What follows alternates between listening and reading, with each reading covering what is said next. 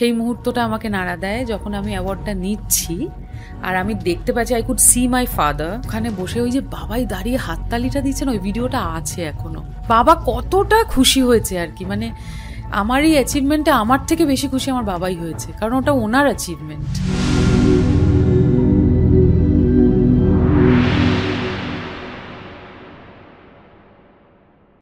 শিল্পী হিসাবে একটা দুটো অন্তত মুহূর্ত যেটা তোমার জীবনের প্রাপ্তি, হয়তো স্বপ্ন দেখতে বাস্তবে হলো। স্বপ্ন তো প্রচুর রয়েছে, মানে দু চোখ ভর্তি স্বপ্ন রয়েছে, কিন্তু কয়েকটা জিনিস খুব ছোঁয়া দিয়েছে, মানে নাড়া দিয়েছে আমাকে। সেটা হচ্ছে কয়েকদিন আগেই আমি বড়মার মন্দিরে, মানে বড়মা মানে শালকিয়ার বড়মা, আচ্ছা, সেখানে প্রোগ্রাম করতে গেছিলাম। তো প্রত্যেক বছরই আমি ওখানে গাই এবং বসে হারমোনিয়াম তবলা নিয়ে গান গাই আর কি, বুঝতে পারছো? লোকজন এসে গলায় মালা পরায়, এরকম দারুণ হ্যাঁ, আলাদা পরিবেশ। তো ওখানে শো করে বেরোচ্ছি, তো একজন ভদ্রমহিলা বেশ বয়স্ক, তো তিনি আমি গাড়িতে বসা, উনি বাইরে আমার হাতটা ধরে অঝোর নয়নে কাঁদছেন, মানে প্রচন্ড কাঁদছেন, এবং কাঁদতে কাঁদতে আমাকে বলছেন তোমার তো মা নেই, আমি জানি মা না থাকলে কি কষ্ট হয়, তুমি যে তার মধ্যেও এরকম হাসি মুখে গান গাও এবং আমাদের সবাইকে আনন্দ দাও, আমি কিন্তু তোমার একটা মায়ের মতো।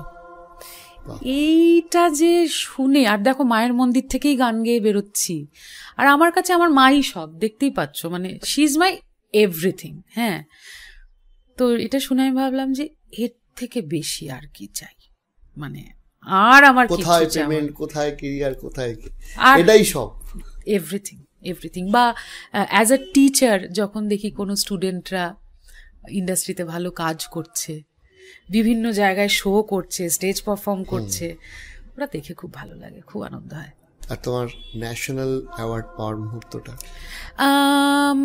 ন্যাশনাল অ্যাওয়ার্ড পাওয়ার মুহূর্তটা থেকেও বেশি সেই মুহূর্তটা আমাকে নাড়া দেয় যখন আমি অ্যাওয়ার্ডটা নিচ্ছি আর আমি দেখতে পাচ্ছি I could see my father, এবং বাবাই অডিয়েন্সে বসেছিল, তো ওখানে বসে ওই যে বাবাই দাঁড়িয়ে হাততালিটা দিচ্ছেন, ওই ভিডিওটা আছে এখনো ইউটিউবে, কোথাও না কোথাও তুমি পাবে ওটা। বাবার চোখ মুখ দেখে মনে হচ্ছে কি, মানে এটা তো বাবা মায়ের পরিশ্রমের একটা, মানে বাবা কতটা খুশি হয়েছে আর কি, মানে আমার এই অ্যাচিভমেন্টে আমার থেকে বেশি খুশি আমার বাবাই হয়েছে, কারণ ওটা ওনার অ্যাচিভমেন্ট। তো ওটা একটা আমার কাছে খুব আনন্দের বিষয়। তোমার জীবনের অনেক গল্প শুনলাম অনেকক্ষণ ধরে, আর যেটা অফ দ্য ক্যামেরা বলছিলাম যে থ্যাংক ইউ আসার জন্য বা আমাদের সময় দেওয়ার জন্য, কিন্তু তোমার লাইফে এখনো আশা আছে বা তুমি চাও যেটা তোমার সাথে হোক, এখনো হয়নি, ইচ্ছা পূরণ, সেরকম কি কি আছে একটু যদি শুনতে পারি? দেখো, এইটাকে তো বেসিক্যালি এই ইচ্ছেগুলো বা যেটা আমি চাই আমার সঙ্গে হোক, সেটাকে তো ম্যানিফেস্টেশন বলে, এবং ওটা নিয়ে কথা না বলাই ভালো, কারণ আমি চাই না যেটা আমি রেগুলারলি ম্যানিফেস্ট করছি, মানে খুবই চাই বলতে, কিন্তু আমি যতদূর জানি যে কোনো জিনিস ম্যানিফেস্ট করলে সেই জিনিসটা হওয়ার আগে বলাটা ঠিক নয়, বেশি বলাটা। হ্যাঁ, তো আমি একদমই বলতে পারবো না।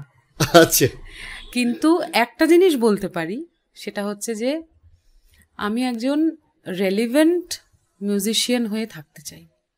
মানে যেমন ধরো উষা উথু, যেমন ধরো আশা ভোসলে, যেমন ধরো শ্রীমতী সন্ধ্যা মুখোপাধ্যায়, প্রত্যেকেরই নাম আমি কানে হাত দিয়েই একেবারে মন থেকেই বলছি, এবং লতাজি মানে একদম ধরাছোঁয়ার বাইরে। কিন্তু আমার বক্তব্যটা এইটা যে জীবনের শেষ দিন পর্যন্ত যাতে আমি সঙ্গীতের মধ্যে থাকতে পারি এবং একজন যোগ্য রেলিভেন্ট মানে সমসাময়িক মিউজিশিয়ান হয়ে যাতে নিজেকে দেখতে পারি, আমার কাজের প্রতি খিদে যেন কখনো না চলে যায়, এবং কোনো কিছুর জন্যে আমি যেন গ্রিডি না হয়ে যাই, মানে সঙ্গীতের থেকে চাইতে চাইতে চাইতে চাইতে এমন একটা জায়গায় যাতে চলে না যায় যে আর কিছু চাওয়ার যাতে না থাকে, এরকম যাতে জায়গায় না যায়। আমিও যাতে মিউজিককে কিছু দিতে পারি, এবং মানুষজন আজীবন যেন ইমন চক্রবর্তীকে একজন যোগ্য সঙ্গীত শিল্পী হিসেবে মনে রাখেন এবং সম্মান করেন, এইটুকুই চাই। খুব সুন্দর উত্তর। তবে শেষ হয়েও হইল না শেষ, আমি এই সূত্রে একটা জাস্ট ছোট করে যোগ করি। তোমার এখানে বহু ছাত্রছাত্রী শিখছে, ফিউচার জেনারেশনের জন্য ইমন চক্রবর্তী কি কি করছে? দেখো, অলরেডি আমরা একটা কম্পিটিশন করছি নতুন প্রতিভার খোঁজে, এটা 2nd ইয়ার হলো, এবং যারা সেখানে টপ 4 সিলেক্টেড হয়েছে লাস্ট 2 ইয়ারেই, তারা প্রত্যেকটা রিয়েলিটি শোতে তারা যাচ্ছে। অফিসিয়ালি হয়তো সেরকমভাবে টাই আপ নেই আমাদের, কিন্তু আনঅফিসিয়ালি আমার দিক থেকে বলা থাকে যে প্লিজ ওদের একটা সুযোগ দিও, অ্যাটলিস্ট ওদের শুনো।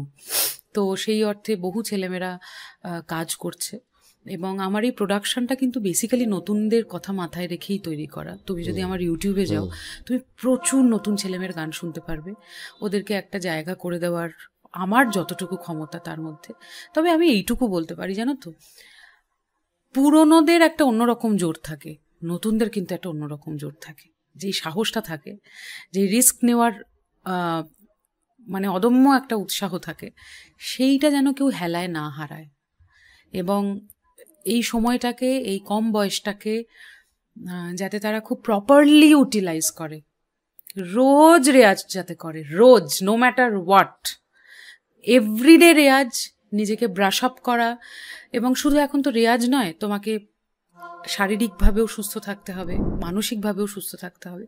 সুস্থ থাকো, আনন্দে থাকো, ভালো থাকো, আর সব ছেড়ে দাও ওপরওয়ালার ওপর, সব ওনার হাতে, উনি সব লিখে পাঠিয়েছেন, তুমি জাস্ট তোমার কাজটা করে যাও, বাদবাকিটা হয়ে যাবে।